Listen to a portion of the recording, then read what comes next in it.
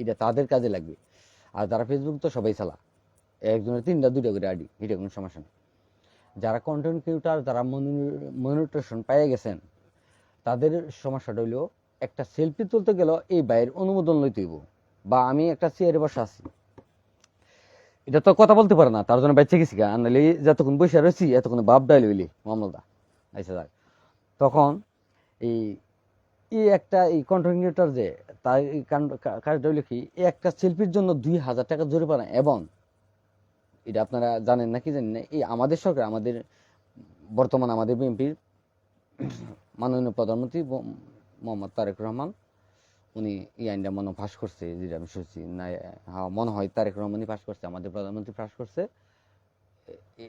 নতুন এই আইনটা কন্টেন্ট ক্রিয়েটর বাড়ার জন্য। ঘরে ঘরে অনেক কন্টেন্ট ক্রিয়েটর না, আমরা আমরা যোগ দিছি তো 2 মাস 3 মাস, আর কন্টেন্ট ক্রিয়েটর তো হইতেছে 2 বছর 1 বছর ধরে হইতেছে। আর ইদারিং যে একটা বাড়াবাড়তেছে, অনেক সবাই খালি ফেসবুকে, খালি ফেসবুকে কাজ, খালি ফেস করতেছে, খালি ফেস করতেছে। অথচ মামলা দেখাইতেছে এটা কিন্তু জান না।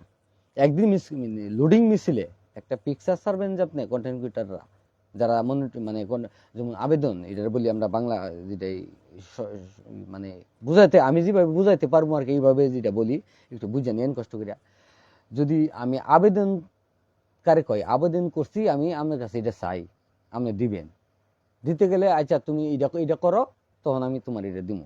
এটারে আমি বলতেছি আর কি, যারা কন্টেন্ট ক্রিয়েটার হওয়ার জন্য আবেদন করা আছে আর কি, মনিটেশন চাওয়ার জন্য যে একটা কি কি জানি কয়, কি ফেস করলে কি জানি দিতে হয় আর কি। যাই হোক, এটা জমা দেওয়া হয়েছে বা এটা খুলছে আর কি, তারা এদিন থেকে তার হিসাব শুরু হয়ে যায়, আমল নামার মতো হিসাব শুরু হয়ে যায় এদিন থেকে তার ফেজে। তখন ফুলার সহ আর কি, তখন আপনার জরিমানা আছে 2,000 টাকা জরিমানা, 3 মাসের জেল। আর যদি কারো ক্ষতি হয় কিছু নিয়ে, এটা এই 2,000 আছে, এই 2 লক্ষ টাকা আছে, 10 লক্ষ টাকা আছে, 1 কোটি পর্যন্ত, 1 কোটি টাকা পর্যন্ত, হান্নান বালা তেজ ভাই, 1 কোটি টাকা পর্যন্ত জরিমানা এই আমাদের সঙ্গে করে দিছে আর কি। যারা কন্টেন্ট ক্রিয়েটর জাইনা বুঝা ভিডিও করেন, জাইনা বুঝা করবেন, এটা কি বলে দিছে আর কি। এটা কিন্তু আমি বলতেছি, আমি শোনা দিতেছি জাস্ট। আর আমি যেটা বলতেছি এটা হলে আমার যেটা হয়েছে আর কি, যে এসে হইলে আমার এই সমস্যাটা করছে, সমস্যা করে না মানে এই উপকারটা করছে আর কি।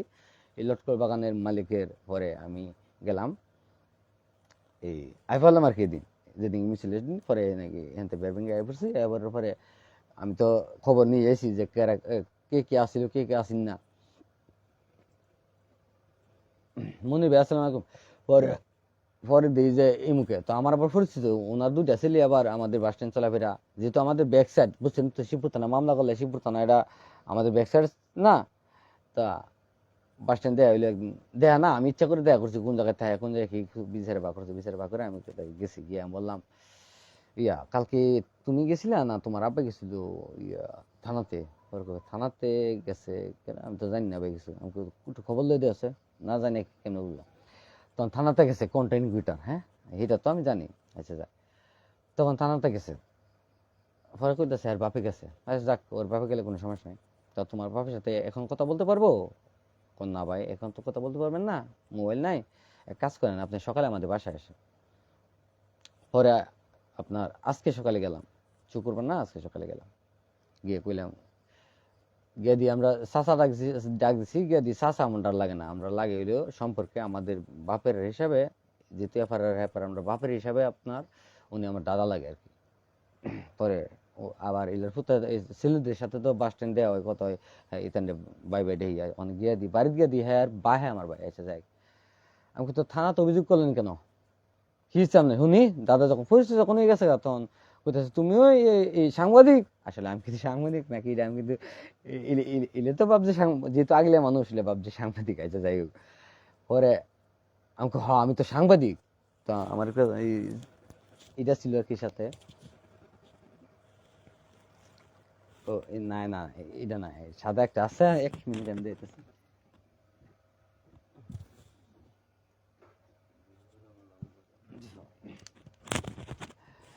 এটা হইলে সহজ হয় আর কি।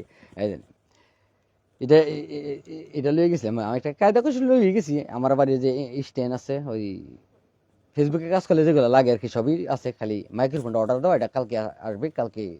আর এই হেডফোন লাগতো না ইনশাল্লাহ। একটা 8,000 টাকার একটা মাইক্রোফোন নিয়েছি, আপনার বাইরে কোনো ভয়েস সাউন্ড কিছুই আসবে না আর কি।